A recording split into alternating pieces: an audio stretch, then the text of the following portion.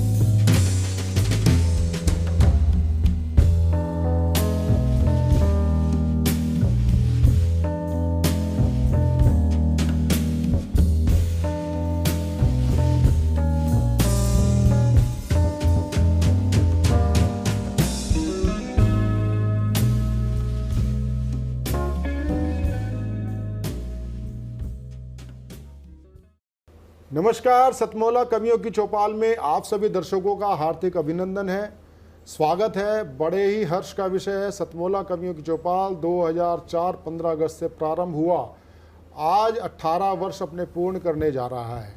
सतमौला कवियों की चौपाल आप अपने आप में एक अनूठा काव्य अनुष्ठान है, जिसमें सभी शीर्षस्थ और नवांकुर कवि कवित्रियाँ अपनी आहुतियाँ डालती हैं। जो हमारे वरिष्ठ कवि हैं, जिसको बोलते हैं यज्ञ के अंदर, वो घृत आहुति डालते हैं, यानी कि उनके प्रभा मंडल से नए पुष्प पल्लवित होते हैं। आज उसकी प्रकाष्ठा है।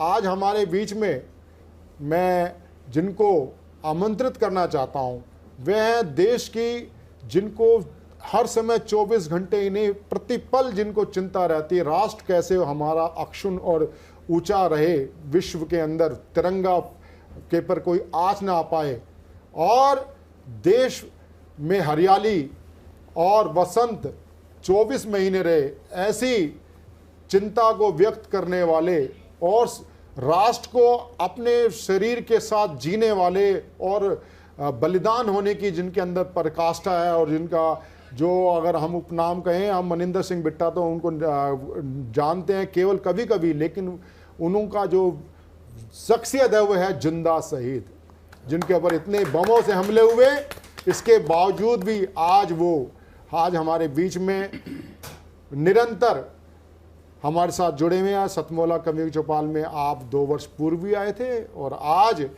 आप हमारे बीच में विशिष्ट मुख्य अतिथि के नाते हमारे बीच में आए हैं। मैं चाहता हूं आप सतमौला कवियों की चौपाल के लिए आप पहले शुभकामना दें, और कुछ मैं आपसे आज के देश के कुछ विषय पर ज्वलंत प्रश्न भी मैं करने वाला हूं, उसके लिए तब तक आप प्रिपेयर हो जाएंगे। उससे पहले हम आपसे चाहेंगे कि आप सतमौला कवियों की चौपाल के लिए आप अपना संदेश, शुभकामना संदेश दें।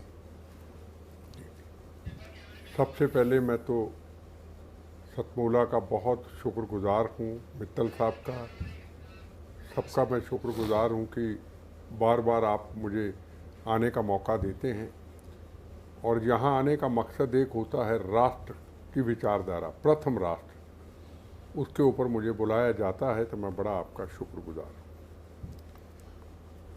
हूँ। बिट्टा साहब, एक बात बताइए, आपको सतमौला कवियों की चौपाल में आके कैसा अनुभव हो रहा है?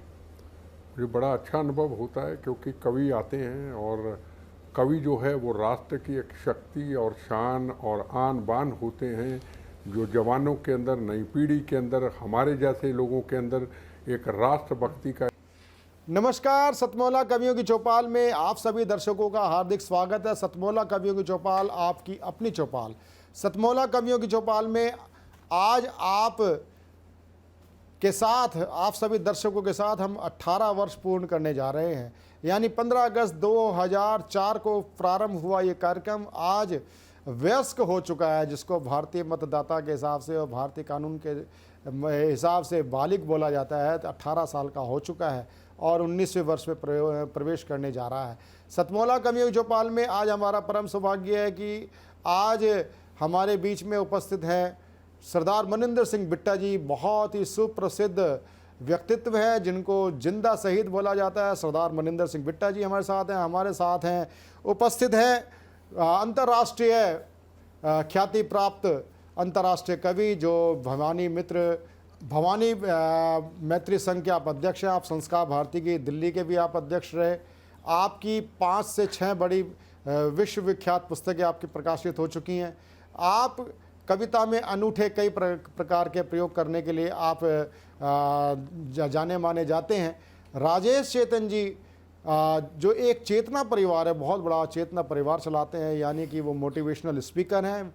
बहुत इनके वीडियोस लाखों करोड़ों की संख्या में इनके देखे जाते हैं। राजेश चेतन जी हमारे बीच में, मैं जोरदार तालियों के साथ उनका स्वागत करता हूं।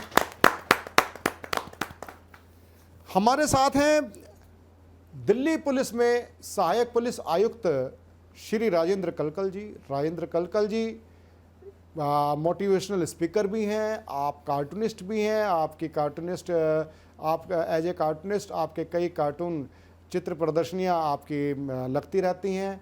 आप बहुत ही विदुषी आप व्यक्तित्व के स्वामी हैं। आप बहुत ही श्रेष्ठ कवि हैं। आज हमारे बीच में उपस्थित हैं श्री राजेंद्र कलकल जी। जोरदार ताली के साथ हम उनका स्वागत करते हैं। हमारे साथ उपस्थित हैं एक और हमारे बीच में एक पुलिस प्रशासन से हमारे बीच में एक ख्याति प्राप्त उम्दा शायर श्री आदेश त्यागी जी हमारे बीच में। आदेश त्यागी जी बहुत अच्छे शायर के होने के साथ साथ आपकी रामायण, गीता, महाभारत और पुराणों पर बहुत अच्छी पकड़ है। आप व्याख्यानों के लिए, इसके लिए आप बुलाए भी जाते हैं, आमंत्रित, सादर आमंत्रित किए जाते हैं। हम उनका समय समय पर लाभ लेते रहेंगे। आदेश त्यागी जी का मैं जोरदार तालियों के साथ उनका स्वागत करता हूं। और हमारे बीच में है हमारे सतमोला कवियों चौपाल के प्रधान संपादक doctor Bhuvnesh single. Bhuvnesh single ओज के प्रखर हस्ताक्षर हैं, गौ सेवक हैं, आप राजनीतिक क्षेत्र में भी हैं और आप मेरे प्रिय अनुज भी हैं। डॉक्टर भुवनेश सिंगल जी को मैं गीत के लिए सादर आमंत्रित करता हूं। तो सबसे पहले मैं आमंत्रित करना चाहूँगा राजेश चेतन जी को। राजेश चेतन जी आए और अपनी ओजस्वी वाणी से हमें लाभान्वित करें। राजेश चेतन जी। राम ही राष्ट्र है, राष्ट्र ही राम है। राम एक वैश्विक चरित्र है।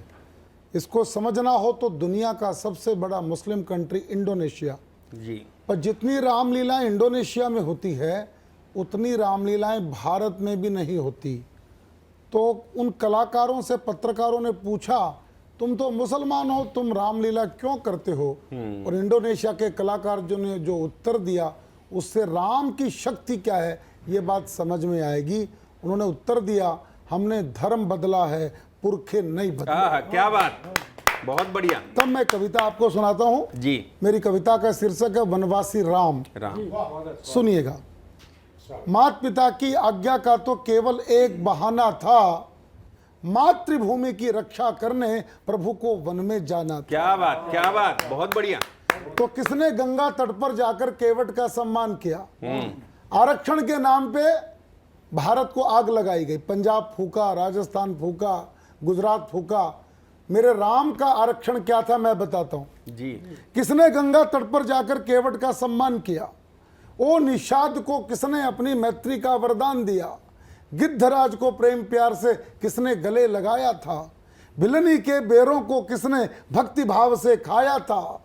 वनवासी और दलित जनों पर अपना प्यार लुटाना था। माता पिता की आज्ञा का तो केवल एक बहाना था। बहुत बढ़िया।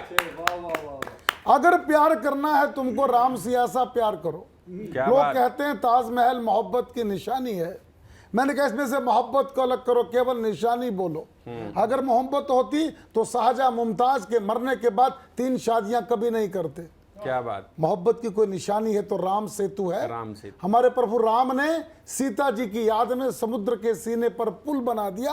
मोहब्बत की निशानी वो है। क्या बात। अगर प्यार करना है तुमको, अगर प्यार करना है तुमको, राम सियासा प्यार करो। वनवासी हो गई पिया संग, सीता सा व्यवहार करो। जंगल जंगल राम भटकते, सीता को किसने देखा? अश्रुधार नैनों से बरसे, विधि का ये कैसा लेखा? राम सिया का जीवन ही तो प्यार भरा नजराना था। माता पिता की आज्ञा का तो केवल एक बहाना था। बहुत अच्छे। बलशाली वानर जाति तो पर्वत पर ही रह जाती। हनुमान जी की बड़ी पूजा करते हैं भारत के लोग। हनुमान जी के मंदिर भारत में इतने बना दिए जितने कि राम जी के भी नहीं है। राम के भक्त हनुमान, कृष्ण के भक्त अर्जुन। अर्जुन का कोई मंदिर देखा क्या?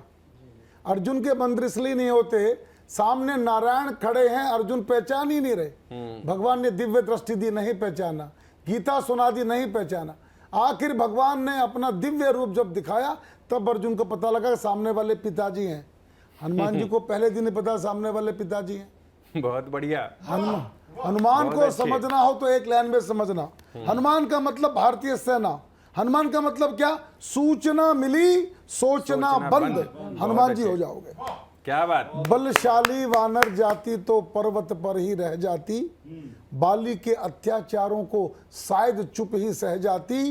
प्रभु ने मित्र बनाए वानर, जंगल पर्वत जोड़ दिए। जाति और भाषा के बंधन पल भर में ही तोड़ दिए। जन जन भारत का जुड़ जाए, प्रभु ने मन में ठाना था, और माता पिता की आज्ञा का तो केवल एक बहाना। क्या बात। राक्षस राज हुआ धरती पर, ऋषि मुनि सब घबराते थे, दानव उनके शीश काटकर मन ही मन हर्षाते थे, हवन यज्ञ न पूर्ण होते, गुरुकुल बंद हुए सारे, तो धनुष उठाकर श्री राम ने चुन चुन कर राक्षस मारे, देव शक्तियों को भारत में फिर सम्मान दिलाना था। क्या बात। माता पिता की आज्ञा का तो केवल एक बहाना था। बहुत अच्छे। और बोलना चाहता हूं कि लंका का सुख वैभव जिनको तनिक नहीं मन से भाया, अपनी प्यारी अवधपुरी का प्यार जिन्हें खींचे लाया, मातृभूमि और प्रजाजनों की जो आवाज समझते थे, प्रजा हेतु निज पत्नी के भी नहीं त्याग से डरते थे, मातृभूमि को स्वर्ग धाम से जिसने बढ़कर माना था, माता पिता की आज्ञा का तो केवल एक बहाना था। बहुत अच्छे। आखिरी का वन सुनाता हूं। वाल्मीकि रत्नाकर होते, रामायण ना कह पाते। हाँ, क्या बात। अहंकार मत करना, वो जो करवाता है वही होता है। वाल्मीकि रत्नाकर होते, रामायण ना कह पाते, तुलसी पत्नी भक्ति में ही जीवन यापन कर जाते, रामानंद न सागर होते, राम कथा ना दिखलाते, कलयुग में त्रेता झांकी के दर्शन कभी ना हो पाते। तो आखिरी पंक्ति संभालना, तो कवियों की वाणी को प्रभु ने धरती पर गुंजाना था, माता पिता की आज्ञा का तो केवल एक बहाना था। बहुत अच्छे। माता पिता की आज्ञा का तो केवल एक बहाना था। राजेश चेतन जी को सुनकर सुनिश्चित तौर पर आपका मन खिल चुका होगा, किस प्रकार की रचना धर्मिता है आपने प्रत्यक्ष तौर पे देखी।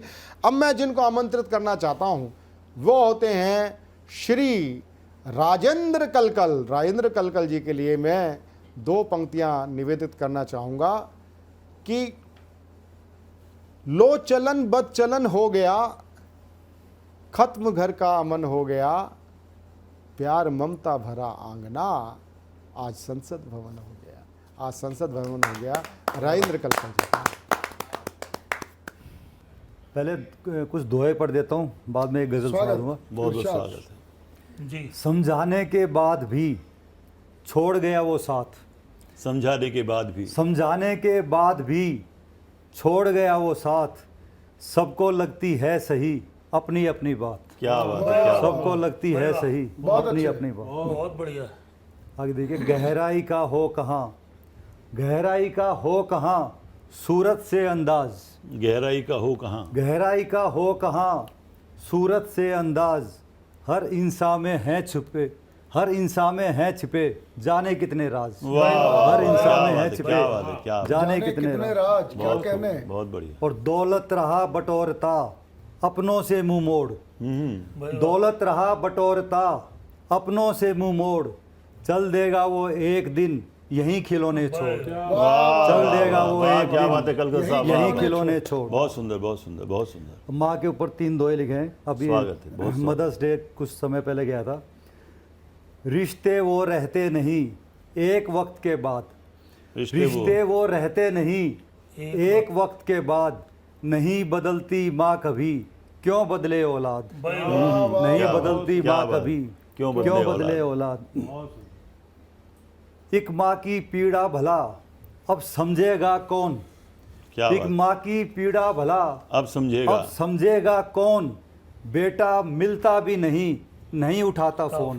बेटा मिलता भी नहीं उठाता। क्या संवेदना है भाई साहब। ये आजकल के दौर में जो चल रहा है उसी से एक और है। बहुत खूबसूरत। मोबाइल से आजकल हो जग से संवाद, मोबाइल से आजकल हो जग से संवाद, रोज नए रिश्ते बने कहाँ रहे माँ याद। रोज नए रिश्ते बने कहाँ रहे माँ याद। शुक्रिया। एक छोटी सी गजल पढ़ देता हूँ। स्वागत है। वो सवालात मुझ पर उछाले गए, वो सवालात मुझ पर उछाले गए, चाह कर भी न जो मुझसे टाले गए। क्या बात है। वो सवालात मुझ पर उछाले गए, चाह कर भी न जो मुझसे टाले गए, था ये रोशन जहां रोशनी उनसे थी, था ये रोशन जहां रोशनी उनसे थी, वो गए साथ उनके उजाले गए। क्या बात है, क्या वो बात है। गए साथ बहुत उनके उजाले गए। और खत तो यूं सैकड़ों मैंने उनको लिखे, खत तो यूं सैकड़ों मैंने उनको लिखे, जो भी दिल से लिखे वो संभाले गए। वाह वाह, जो भी दिल से लिखे क्या बात है, वो क्या बात है, संभाले क्या गए। बात है। जी शुक्रिया। बहुत सुंदर, बहुत सुंदर। जब जुबां बंद थी रोटी मिलती रही, जब जुबां बंद थी रोटी मिलती रही, खोल दी मुंह के फिर तो निवाले गए। क्या बात है, क्या क्या व्यंग है, क्या व्यंग है, क्या सटायर है भाई। कलकत्ता वाह, कहीं दोबारा गए। ये बुजुर्गों के ऊपर है, जो बुजुर्गों की आजकल जो बहुत हालत हो रही है, बहुत खूब। तो आपने फिर से पढ़ने के लिए कहा है। हाँ, जब जुबां बंद थी रोटी मिलती रही, जब जुबां बंद थी रोटी मिलती रही, खोल दी मुंह के फिर तो निवाले गए। क्या बात है, क्या बात है। और खार राहों में गैरों ने डाले मगर, खार राहों में गैरों ने डाले मगर, दोस्तों के इशारों पे डाले गए। क्या बात है, क्या दोस्तों के इशारों पे डाले गए। और जग ने तारीफ जितनी भी मेरी सुनी, जग ने तारीफ जितनी भी मेरी सुनी, दोष उतने ही मुझ में निकाले गए। दोष उतने ही मुझ में निकाले गए। और ये गज़ल का मक्ता है। अश्क पीकर जो गैरों के हंसते रहे, अश्क पीकर जो गैरों के हंसते रहे, लोग कल कल कहाँ वो निराले। ये थे राजेंद्र कलकल जी। राजेंद्र कलकल जी के बाद अब मैं जिनको आवाज़ देना चाहता हूँ वह एक ओजस्वी व्यक्तित्व के स्वामी सहायक पुलिस आयुक्त श्री आदेश त्यागी जी को मैं दो पंक्तियों के साथ आमंत्रित करना चाहूँगा। उन्हीं की शैली में, खेल रहे हैं फाग जो ना होली के लायक थे, खेल रहे हैं फाग जो ना होली के लायक थे, अरे गद्दी पे बैठे हैं वो जो गोली के लायक थे, गोली के लायक थे।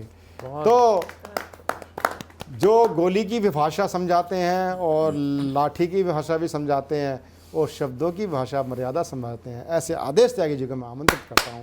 आदेश त्यागी।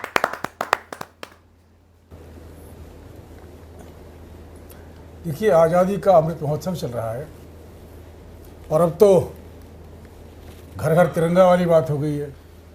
24 घंटे में आप अपने घर पर तिरंगा लहरा सकते हैं। बिल्कुल बिल्कुल। तो उसी गुणधर्म के अंतर्गत एक मुक्तक अर्ज करता हूँ कि युग धर्मा चिरक्रांति निनादित झंझा का विस्तारण हूँ, कि युग धर्मा चिरक्रांति निनादित, कि युग धर्मा चिरक्रांति निनादित झंझा का विस्तारण हूँ, युद्ध भूमि की ललकारों के शब्दों का उच्चारण हूँ, और भारत माँ को प्राण समर्पित करते हैं उन वीरों की, कि भारत माँ को प्राण समर्पित करते हैं उन वीरों की, शौर्य कथाओं का लेखक हूँ, बलिदानों का चारण हूँ, शौर्य कथाओं का बलिदानों का चारण हूँ। क्या बात है त्यागी जी, वाह। बहुत बहुत बहुत आभार है कि मुझसे मत पूछो क्यों अपने शब्दों में क्रंदन करता हूँ, कि मुझसे मत पूछो क्यों अपने शब्दों में क्रंदन करता हूँ, मैं बलिदानी सेनानी की मिट्टी को चंदन करता हूँ। क्या बात है। मैं कविता नहीं किया करता, कि मैं कविता नहीं किया करता, वीरों का वंदन करता हूँ, जो लिपट तिरंगे में आए उनका अभिनंदन करता हूँ, जो लिपट तिरंगे में आए उनका अभिनंदन करता हूँ। जो तिरंगे में लिपट कर आए, जो देश पर बलिदान हो गए, उनके जाने के बाद एक दृश्य देखिएगा। स्वागत, एक बहुत बहुत स्वागत। घनाक्षरी छंद स्वागत कि करते हुए सफाई पति संग चित्र दिखा, ये करते हुए सफाई पति संग चित्र दिखा, जिसमें थे खुश पति सजनी को देख के करते हुए सफाई पति संग चित्र दिखा, जिसमें थे खुश पति सजनी को देख के। उसने भी टीका बिंदी चाव से निहारे और रख दिया चित्र वहीं नथनी को देख के। कि करवा चौथ वाले दिन घर तो संवारा किंतु, कि करवा चौथ वाले दिन घर तो संवारा किंतु चुप रही सुनी सी अलगनी को देख के। और आटा गूंदने को कि आटा गूंदने जो चली सेनानी की विधवा तो, कि आटा गूंदने जो चली सेनानी की विधवा तो रुकी न रुलाई आज छलनी को देख के। रुकी न रुलाई आज छलनी को देख के। क्या संवेदना है त्यागी जी, वाह वाह। रुकी न रुलाई आज छलनी को वास्तविकता है। देखिए हम शहादत के किस्से बहुत सुनते हैं, बहुत चीजें होती हैं, और अमृत महोत्सव है, आज़ादी का अमृत महोत्सव है। इसी परिप्रेक्ष्य में एक कविता। स्वागत, बहुत बहुत स्वागत है, बढ़िएगा। कि तू बच्चों का अधिनायक है, तू माओं का विश्वास अमर, तू बहनों का रक्षा बंधन, तू संकल्पों का सत्य समर। तू रणगाथाओं का नायक, कि तू रणगाथाओं का नायक, तू शौर्य कथाओं की थाती, तू सिंह रूप गर्जन तर्जन, तू अरिसेना का कुल घाती। तू रण कि तू सिंह रूप गर्जन तर्जन, तू अरिसेना का कुल घाती। तू है तो अचल हिमालय है, तू है तो अचल हिमालय है, तू है तो अचल हिमालय है, तू है तो पावन गंगा है, तू है तो धरती धानी है, तू है तो गगन तिरंगा है। वाह वाह वाह वाह। तू है तो ईद दिवाली है, तू है तो क्रिसमस होली है, तू शांति काल का पुष्प पत्र, तू क्रांति काल की गोली है। क्या बात है, अच्छी बात है, वाह वाह वाह। तू सतत सजग सीमा प्रहरी, तू सतत सजग सीमा प्रहरी, तू है तो भारत भव्य अचल, तू अतुल कीर्ति संवाहक है, तू भारत का भवितव्य प्रबल। तू भारत का उठता मस्तक, कि तू भारत का उठता मस्तक, तू है तो है खुशहाल वतन, तेरे सम्मुख नतमस्तक हूँ, तुझको मेरा शतबार नमन। तेरे सम्मुख नतमस्तक हूँ, तुझको मेरा शतबार नमन। क्या बात है, क्या बात है त्यागी, बहुत बहुत सुंदर रचना आपकी। ये थे आदेश त्यागी जी।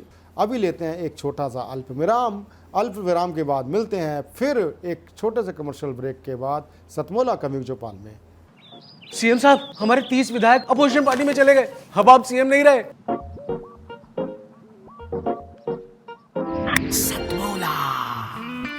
तो अब नया सीएम कौन बन रहा है? चल सतमोला खाओ, कुछ भी बचाओ। सतमोला कवियों की चौपाल में एक बार पुनः स्वागत है आपका। ब्रेक के बाद सतमोला कवियों की चौपाल में हमारे साथ एक देहरादून से शीतल हवा, उमस भरे मौसम में जब शीतल हवा आती है तो वह कैसे मन आनंदित कर देती है। तो शीतल हवा का संदेश लेके आई हैं हमारे बीच में निर्मला पंत देहरादून से। जा जोरदार तालियों के साथ हम स्वागत करें निर्मला पंत जी का। नमस्कार, धन्यवाद सतमोला कवियों की चौपाल, धन्यवाद प्रवीण भाई जो इस मंच तक पहुंचाया। मैं ज़्यादा समय नहीं लूँगी क्योंकि ये आज़ादी का अमृत महोत्सव मना रहे हैं, तो मैं 4 पंक्तियों से शुरू करूँगी, लेकिन मेरी मेन पोएम दूसरी होगी।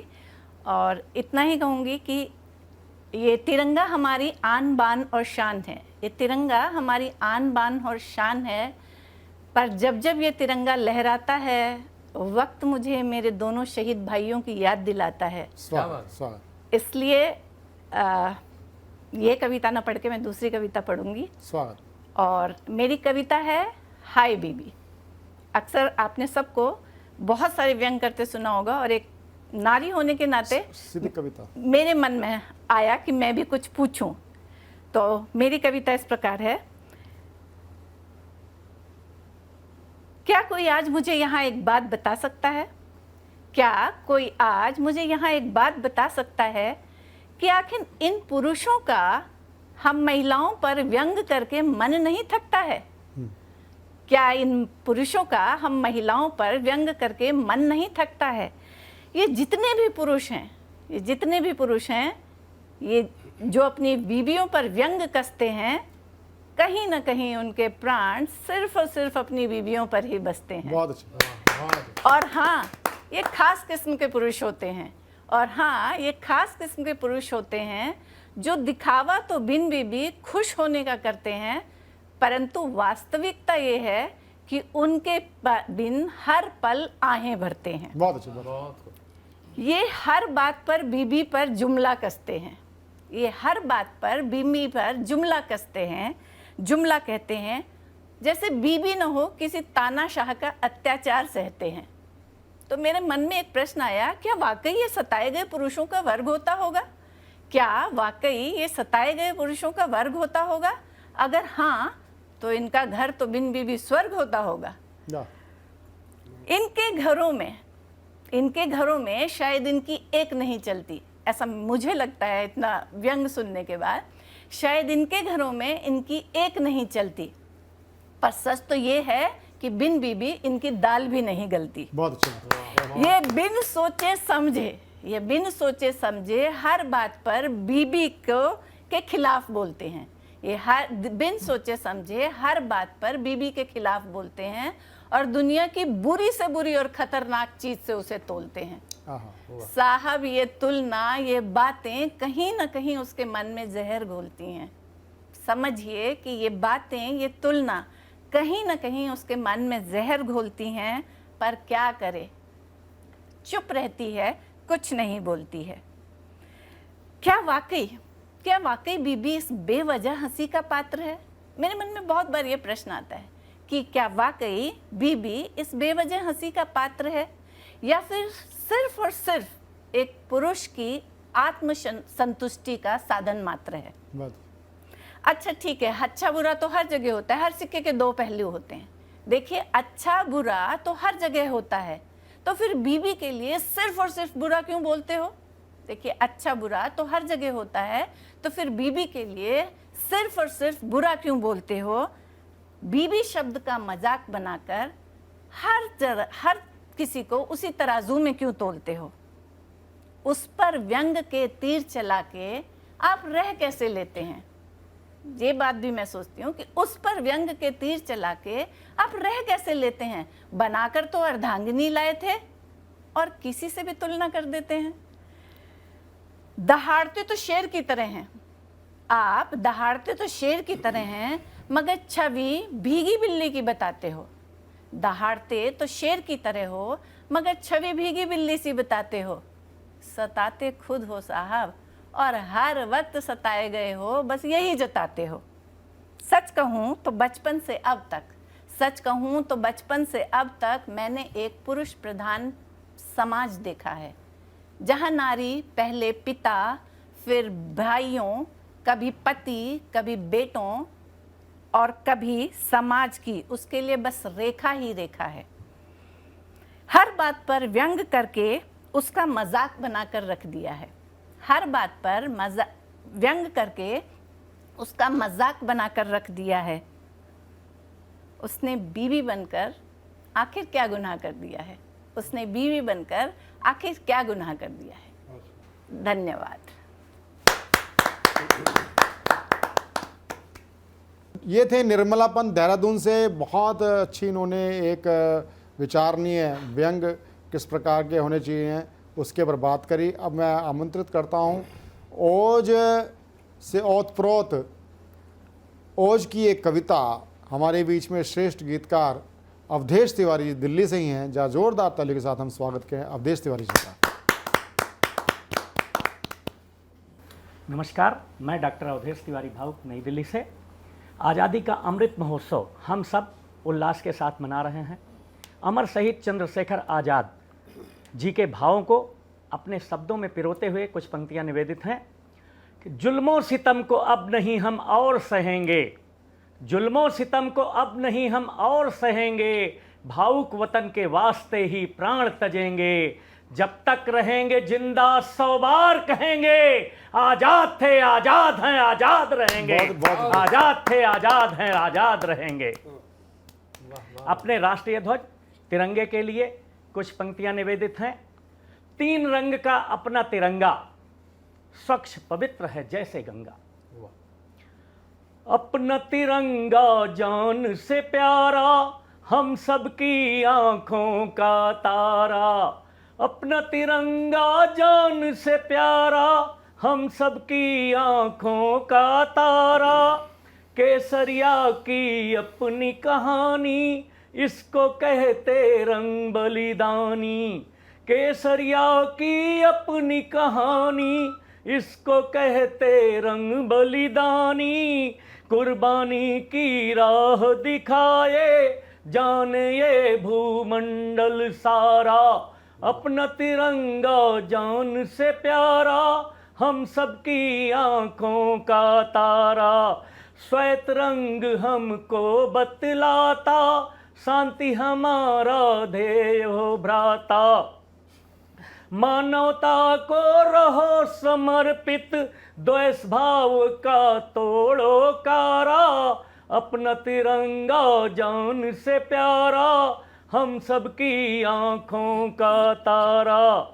हरा रंग समृद्धि वाला, श्रम का पोषक बड़ा निराला।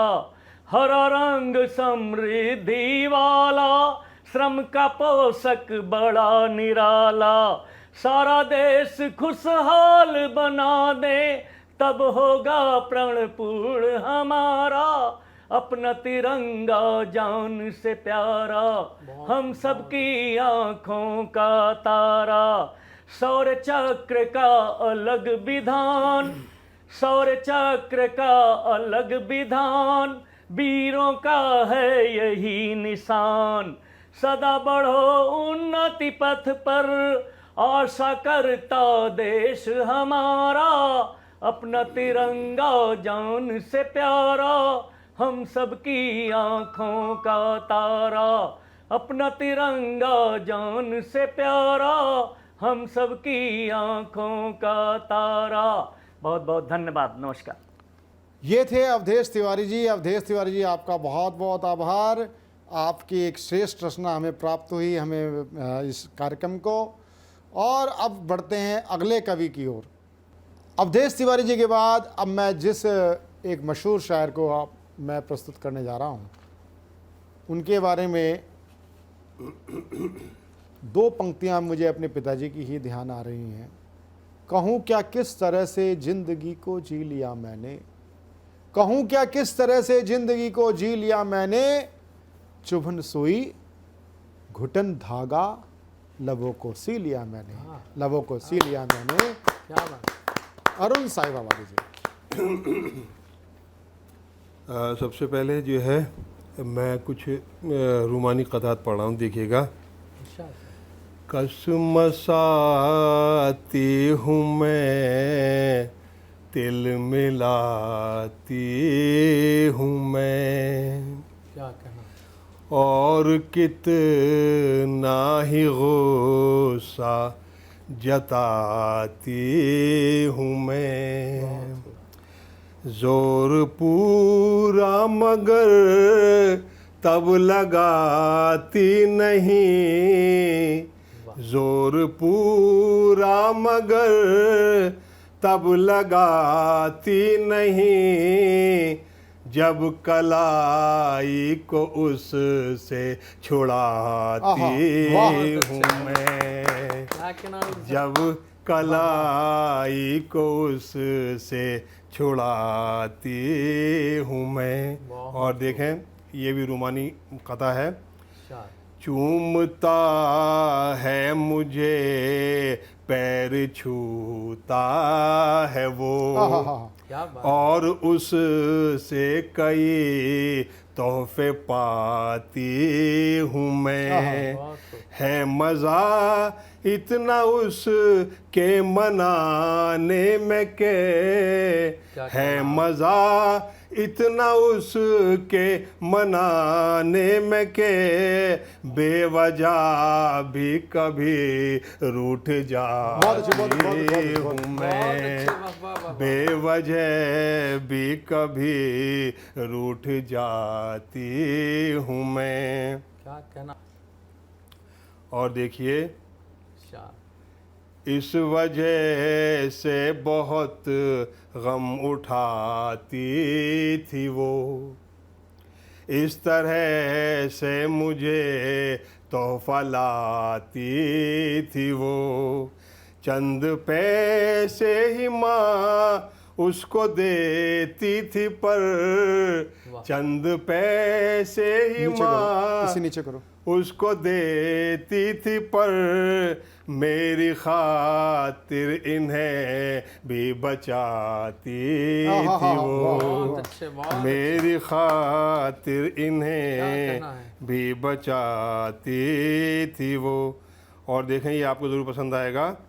अपने हाथों से उसने उठाया मुझे, उसके छूने से बिजली सी लहरा गई, कल मेरी जिससे गलती से टक्कर हुई, कल मेरी जिससे गलती से टक्कर हुई, आज रास्ते में खुद उससे टकरा गई, आज रास्ते में खुद उससे टकरा गई। और देखिएगा, एक मैं जो है माँ पर सुना देता हूँ आपको। जैसे तस्वीर कोई सजाती रही, वो मुझे देख कर मुस्कुराती रही, मैं अभी सिर्फ बच्चा था पर मेरी माँ, मैं अभी सिर्फ बच्चा था पर मेरी माँ मुझको ख्वाबों में दूल्हा बनाती रही, मुझको ख्वाबों में दूल्हा बनाती रही। और ये भी माँ पर है, मेरी खातिर वो खुद को सताती रही, ठंडे पानी के छींटे भी खाती रही, माँ को बारिश में छाता थमाया तो वो, माँ को बारिश में छाता थमाया तो वो, सारा मेरी तरफ ही झुकाती। ये थे हमारे बीच में अरुण साहिबाबादी जी। अरुण साहिबाबादी जी बहुत ही श्रेष्ठ शायर हैं। और इसी क्रम में हमारे बीच में यहाँ पर सुप्रिया सिंह वीणा जी बैठी हैं। मैं उनसे निवेदन करता हूं कि अपनी कविताओं के साथ हमसे जुड़े, हमारे दर्शकों से जुड़े। आप उनका तालियों के साथ स्वागत कीजिए, सुप्रिया सिंह वीणा जी। बहुत बहुत धन्यवाद। मैं गज़ल का एक मतला और दो शेर से शुरुआत कर रही हूँ जी। जिंदगी तुझे को यूं जिया मैंने, आहा, क्या बात। जिंदगी तुझे को यूं जिया मैंने, दिल गमों का दुखा दिया। क्या बात, बहुत अच्छे भाई, बहुत अच्छे भाई, शुक्रिया। बहुत बढ़िया। दिल गमों का दुखा दिया मैंने, दिल पे जितने भी गम के पत्थर थे, दिल पे जितने भी गम के पत्थर थे, फूल सबको बना दिया मैंने। बहुत अच्छे, शुक्रिया। फूल सबको बना दिया मैंने, दास्तां दर्द की सुना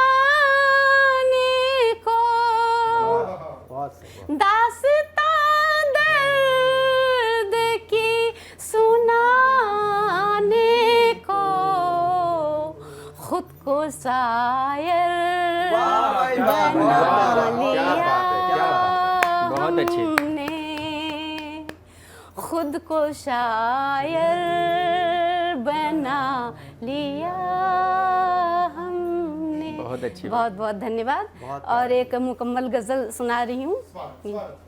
मौत का सामना किया जाए, मौत का सामना किया जाए, जिंदगी आ तुझे जिया जाए, जिंदगी आ तुझे जिया जाए। बहुत अच्छी।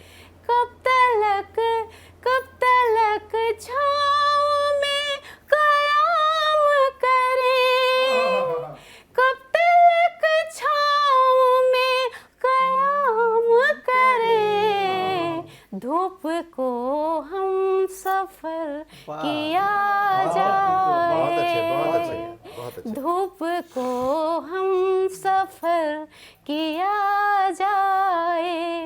और ये अपने लिए कही है, मैंने ये शेर देखिएगा कि कैसे दिल को सुकून हासिल हो, कैसे दिल को सुकून हासिल हो, क्या कहा जाए क्या किया जाए, क्या कहा जाए क्या किया जाए।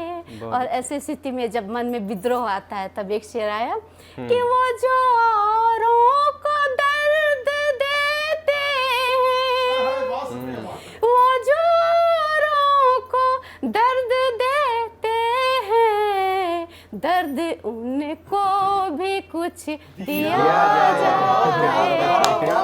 शुक्रिया कि दर्द उनको भी कुछ दिया जाए। और गजल का मक्ता कि और कुछ भी और कुछ गर नहीं तो ए वीणा, और कुछ गर नहीं तो ए वीणा, चाक दामन को ही सिया जाए। क्या बात, चाक दामन को ही सिया जाए। क्या बात है, बहुत शुक्रिया। अच्छे भाई, बहुत और अच्छे। एक गजल का मतलब और दो शेर और मैं कहना चाह रही हूँ जी। कि सहारा ढूंढ मत ए दिल, सहारा मार डालेगा, सहारा ढूंढ मत ए दिल,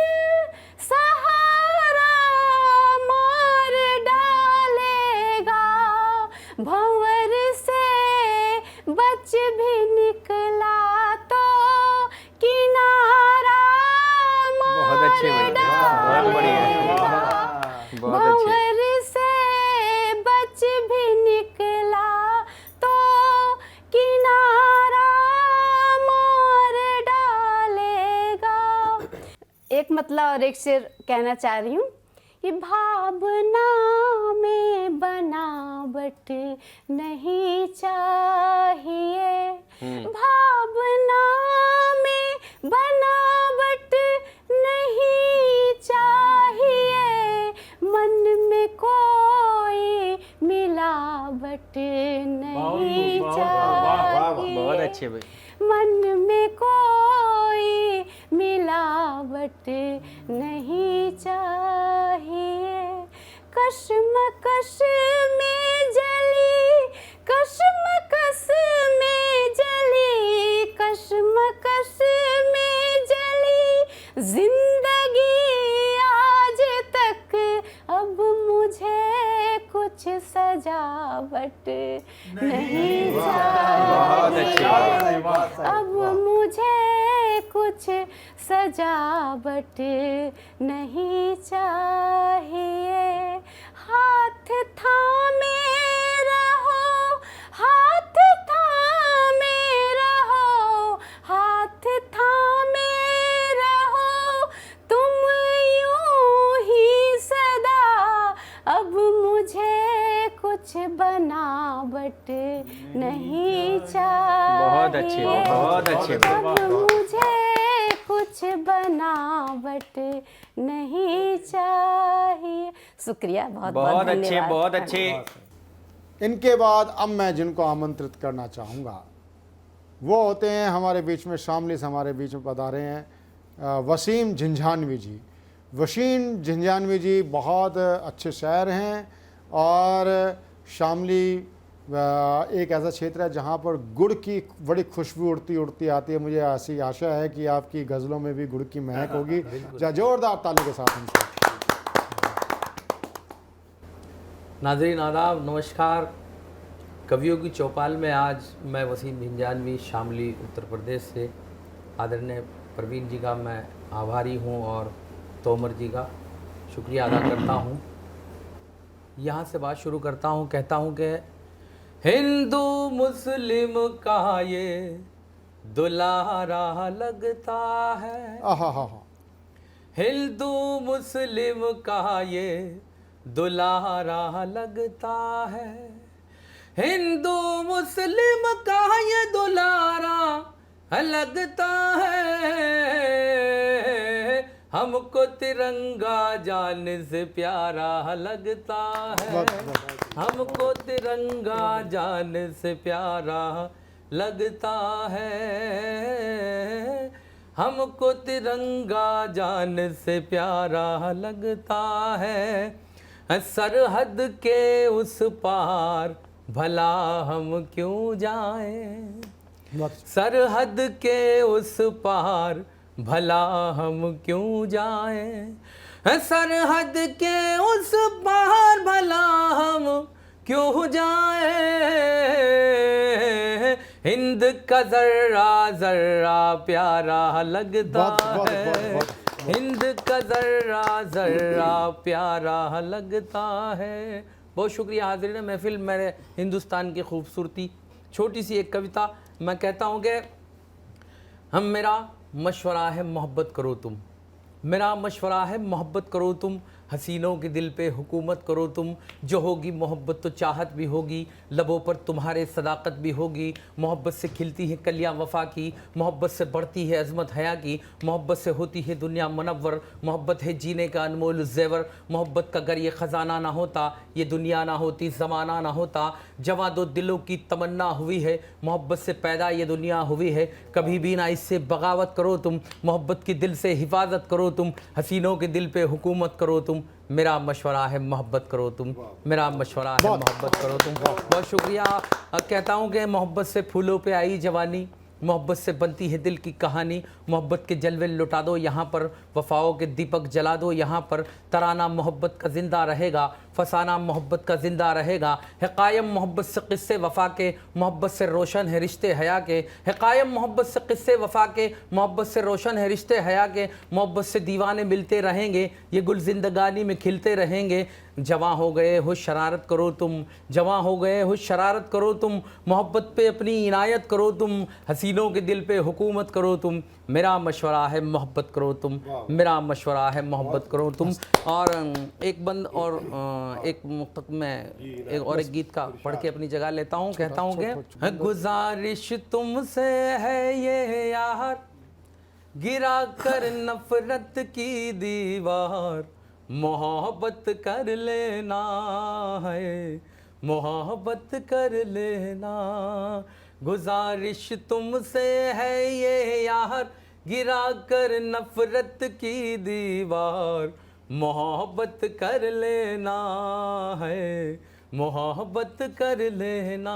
और मोहब्बत में क्या क्या है मुलाहिज़ा फरमाए। कहता हूँ कि मोहब्बत फूल है खुशबू है, मोहब्बत हिंदी उर्दू है, सदा सर चढ़ के बोला है, मोहब्बत ऐसा जादू है, उठी जब शाहों की तलवार, इसी ने काटे सबके वार, मोहब्बत कर लेना है, मोहब्बत कर लेना है, मोहब्बत कर लेना। और आखिरी पंक्तियां कहता हूँ कि मोहब्बत भूख न देखे प्यास, मोहब्बत पाकीज़ा एहसास, मोहब्बत भूख न देखे प्यास, मोहब्बत पाकीज़ा एहसास, मोहब्बत मुरली की धुन है, मोहब्बत राम का है बनवास, मोहब्बत के रास्ते पुरखार, मोहब्बत जख्मों का उपचार, मोहब्बत कर लेना है, मोहब्बत कर लेना। बहुत अच्छे, बहुत अच्छे, बहुत अच्छे, बहुत अच्छे, बहुत धन्यवाद सर। वसीम जी, जो आपने इतनी शायरी सुनाई, इतने आपने गीत सुनाया, गज़ल सुनाई, बस एक चीज़ में असहमति है, वो ये है कि राम का वन में जाना वो मोहब्बत नहीं थी, वो एक ध्येय पथ था, सुपथ था। जो राजेश चेतन जी ने कविता की, राम वन गमन तो जाना, जो आदेश दिया तो वो एक बहाना था जी। उन्होंने आसुरी शक्तियों को मिटाना था। मोहब्बत प्रेम का जो रास्ता है वो अलग है, क्योंकि ये सतमोला कवि चौपाल सत्य के रास्ते पर चलते बातें करता। आपकी रचना बड़ी उम्दा थी, आपकी जो मुरली की जो बात थी वो भी एक स्वीकार्य हो सकती है, लेकिन वन गमन, वन जाना, वो एक अलग जो था। रामायण वाल्मीकि का तो जो था, जो उन्होंने साक्षात जो देखा वो गलत हो जाएगा। वसीम झंझानवी जी के बाद अब मैं जिनको आमंत्रित करना चाहता हूँ, हमारे वरिष्ठ साथी, मेरे बड़े भाई सरदार हरकीरत सिंह ढींगरा जी, नोएडा से हमारे बीच में हैं। बहुत संजीदगी की आप कविता करते हैं, बहुत ही शानदार। अभी मेरे हाथ में उनकी पुस्तक है चिकनी चुपड़ी। चिकनी चुपड़ी बहुत ही श्रेष्ठ पुस्तक है, और कविताओं की खिचड़ी तक इन्होंने, मतलब कविताओं की खिचड़ी नहीं, खिचड़ी सब तो, लेकिन इन्होंने अपने को कमतर मानते हुए भी इनकी जो रचनाएं हैं बड़ी श्रेष्ठ हैं। भुट्टा सौगात बरसातों की, भीगे मौसम की, खुशबू गरम भुट्टे की, नींद उड़ा दे अलसाए सोते की। इस प्रकार की जो बातें हैं, बड़ी मौलिक बातें हैं, चिंतन की बातें करते हैं। तो मैं आदर के साथ सादर आमंत्रित करना चाहूँगा सरदार हरकीरत सिंह ढींगरा जी को संक्षिप्त काव्य पाठ के लिए। नमस्कार। प्रवीण जी ने जैसे बोला है, मैं बहुत अदना सा कवि हूँ और बहुत हल्की फुल्की कविताएं लिखता हूँ, और मेरी जो चिकनी चुपड़ी किताब है उसमें भी बिल्कुल रोज़मर्रा के एक्सपीरियंसेस के ऊपर, मनोभाव के ऊपर मेरी सारी कविताएं होती हैं। तो जो कविता मैं पढ़ने जा रहा था उसी का जिक्र प्रवीण आर्य जी ने कर दिया, तो मैं वही कविता से अपने काव्य पाठ शुरू करता हूँ। और मैं वही प्लान करके आया था। सावन का महीना चल रहा है, बारिश हो रही है, और बारिश में भुट्टा हो गया, छतरी हो गई, तो इन्हीं चीज़ों के ऊपर मैंने कुछ कविताएं लिखी हैं। तो मैं दो कविताएं आपके सामने पेश करूंगा। तो मैं शुरुआत करता हूं भुट्टा सौगात बरसातों की। क्या बात। भुट्टा सौगात बरसातों की, भीगे मौसम की, खुशबू गरम भुट्टे की, नींद ही उड़ा दे अलसाए सोते की। क्या बात। मस्त मौसम में बारिश का होना, मस्त मौसम में बारिश का होना, खुद खड़े होकर भुट्टा बनवाना, खुद खड़े होकर भुट्टा बनवाना, वो भुट्टे वाले को बोलकर अच्छे से ज़्यादा नमक नींबू मसाला लगवाना। वाह। मुंह के पास लाते ही, मुंह के पास लाते ही गरम महक और भाप का एक नशा सा हो जाना। वाह वाह। दूधिया भुट्टे को खाना, उसकी मिठास को चूसना, दूधिया भुट्टे को खाना, उसकी मिठास को चूसना, अपना खत्म होने के बाद दूसरों की तरफ तकना। क्या बात है। अपना खत्म होने के बाद दूसरों की तरफ तकना, दांतों में फंसे चंद दानों को कुरेदना खुरचना। एक अदद भुट्टे की बस इतनी है कहानी, एक अदद भुट्टे की बस इतनी है कहानी, खाओ और सुनाओ सब अपनी जुबानी। बहुत अच्छी बात। ये मेरे भुट्टे के ऊपर एक्सपीरियंसेस के बेसिस पे मेरी कविता थी, और बहुत हल्की फुल्की कविता थी। तो इसके बाद एक मैं अपनी कविता, ये मैंने लॉकडाउन में लिखी थी, जब पहला लॉकडाउन हुआ था। ये बाहर तो जाना नहीं है, तो छतरी की क्या जरूरत है। स्वागत स्वागत। तो मेरी कविता का शीर्षक भी उसी तरह का है, छाता तो नहीं ढूंढूंगा मैं। क्या बात। इस बरस जब पानी बरसेगा, छाता तो नहीं ढूंढूंगा मैं, बैठ बालकनी में घर की मैली यादों को धो लूंगा। आसमां के पनघट पर जब जमघट बदलियां करेंगी, आसमां के पनघट पर जब जमघट बदलियां करेंगी, कुछ आकृतियां बन बिगड़ेंगी, कुछ बिगड़ के फिर बनेंगी। विचलित मन फिर से कुछ खोजेगा, विचलित मन फिर से कुछ खोजेगा, अतीत की गली में मन इधर उधर यूं ही विचरेगा। बात पुरानी लगती है, बरसात के मौसम में जब तेज हवाएं चलती थी, छतरी उल्टी हो जाती थी। जब तेज हवाएं चलती थी, छतरी उल्टी हो जाती थी। तब बारिश की ठंडी बौछार मन को हर्षित कर जाती थी। ये हर एक के साथ होता है, बारिश में छतरी उल्टी हो जाती है तो बौछार पड़ती है तो बड़ी सुखद अनुभूति होती है। जब तेज हवाएं चलती थी, छतरी उल्टी हो जाती थी, तब बारिश की ठंडी बौछारें मन को हर्षित कर जाती थी। मन कहता है ये उन्माद समा यूं ही मोहक सा बना रहे, ठंडी ब्यार कुछ और चले, सौंधी खुशबू मन आन बसे। ठंडी ब्यार कुछ और चले, सौंधी खुशबू मन आन बसे। अब भी काली घनघोर घटा, अब भी काली घनघोर घटा घिर घिर कर जब जब आती है, मानस पटल में मेरे वो अतीत की सुंदर यादों की अनुभूति दे जाती है। बहुत अच्छे, बहुत अच्छे, बहुत। ये थे हमारे की दो पंक्तियां हैं। इस बरस भी जब पानी बरसेगा, छाता तो नहीं मैं ढूंढूंगा, छाता तो नहीं मैं ढूंढूंगा। बहुत अच्छे, बहुत अच्छे, बहुत अच्छे, बहुत अच्छे, बहुत अच्छे। ये थे सरदार हरकीरत सिंह ढींगरा जी। सरदार हरकीरत सिंह ढींगरा जी के बाद अब मैं जिनको आमंत्रित करना जा रहा हूँ वो होते हैं श्री राकेश अरोड़ा, अपने नोएडा से ही हैं। बहुत ही श्रेष्ठ संजीदगी बड़ी कविता पढ़ते हैं, बोलते हैं।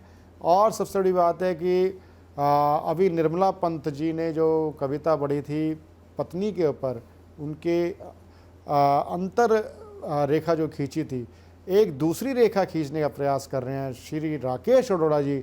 जोरदार ताली के साथ राकेश अरोड़ा जी का स्वागत है। नमस्कार। कवियों की इस चौपाल में जो मेरा आज का पहला एक्सपीरियंस है उसके लिए प्रवीण भाई को बहुत बहुत धन्यवाद मुझे इस अवसर देने के लिए। तो निर्मला पंत जी ने तो अपनी महिलाओं की जो व्यथा कही वो एक व्यथा थी उनके अनुसार। अब मैं जो बात करने जा रहा हूँ कि किस तरह से पुरुष और स्त्री बरसों जब अपनी ज़िंदगी बिताते हैं, 25 साल, 30 साल, 35 साल, उसके बाद क्या होता है। मैं बूढ़ा हो चला हूँ, तू भी बूढ़ी हो रही है। क्या बात है। मैं बूढ़ा हो चला हूँ, तू भी बूढ़ी हो रही है। छोड़ बच्चों को आप बैठ दो पल बिता लें। छोड़ बच्चों को आप बैठ दो पल बिता लें। वक्त खराब ना कर, यादों की चादर बिछा लें। तेरे गालों की लाली झुर्रियों में समा रही है। तेरे गालों की लाली झुर्रियों में समा रही है। मेरी आंखों की रोशनी भी अंधेरे में जा रही है। मैं भागता रहा, मैं भागता रहा, रुका नहीं जवानी के जोश में। मैं भागता रहा, रुका नहीं जवानी के जोश में। तू भी चलती रही बिना रुके बाजार के शोर में। अब मेरे लिए गई जवानी, अब मेरे लिए गई जवानी किसी काम की नहीं। अब मेरे लिए गई जवानी किसी काम की नहीं। ये बाजारों की रौनक तेरे भी किसी काम की नहीं। हर शख्स पूछता है मेरी और तेरी तबीयत के बारे में। हर शख्स पूछता है मेरी और तेरी तबीयत के बारे में। लगता है जैसे पूछता है जहाँ से रुखसती के बारे में।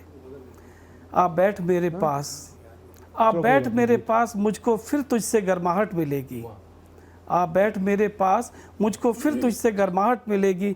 इस बार उसमें सरूर तो नहीं, खुदा की इबादत मिलेगी।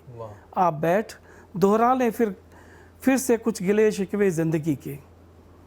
जा मत उठ के, खोल दे राज तेरी और मेरी ज़िंदगी के। फिक्र ना कर, फिक्र ना कर, बुढ़ापे के बाद हम फिर तारे बन जाएंगे। आसमान की चादर होगी और उसमें हम टिमटिमाएंगे। ये पंक्तियाँ थी जब हम मोहब्बत के आखिरी मुकाम पर अपनी पत्नी के साथ पहुंच जाते हैं। अब मोहब्बत का सिलसिला वसीम जी ने शुरू किया है तो उसको थोड़ा सा मैं भी और बढ़ाता हूँ। स्वागत है सर।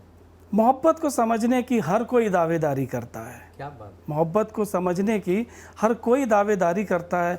मोहब्बत को समझाने की हर कोई हिमाकत करता है।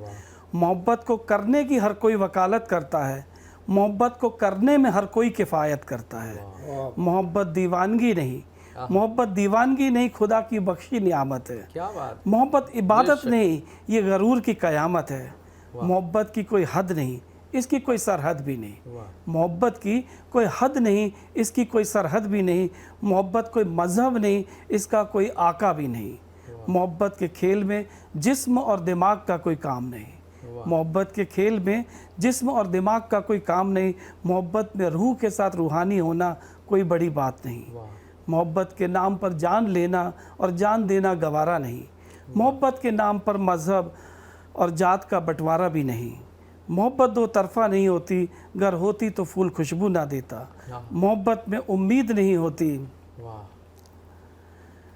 मोहब्बत दो तरफा नहीं होती, गर होती तो खुशबू ना देता। मोहब्बत में उम्मीद नहीं होती, गर होती तो चांद चांदनी ना देता। क्या बात। झुक जाऊं गर इसके सजदे में, मिट जाऊं गर इसके एहसास में।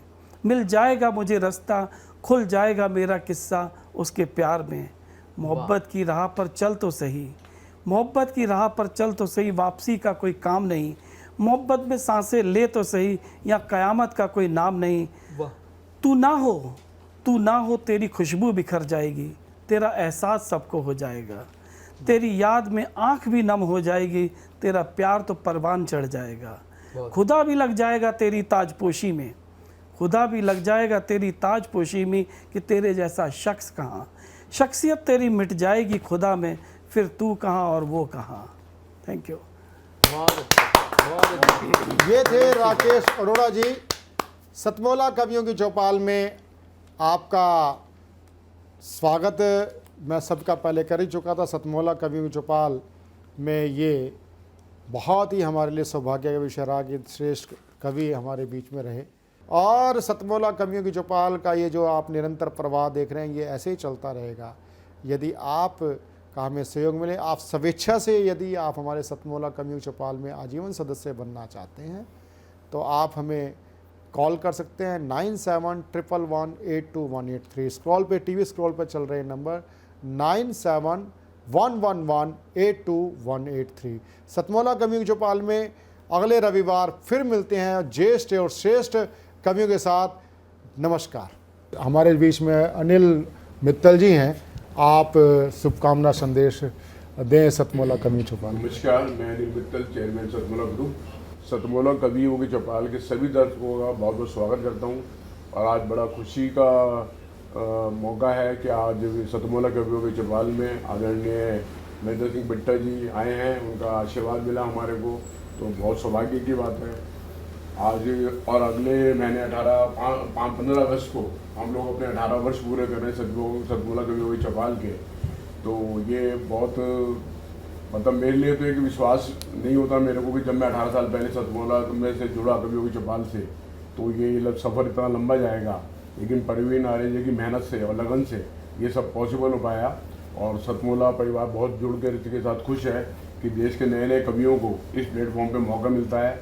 और मैं बिल्कुल भरोसा दिलाता हूँ कि ये प्रोग्राम जब तक मैं हूँ तब तक ये चलता रहेगा और बहुत जल्द सिल्वर जुबली भी पूरी करेगा। धन्यवाद।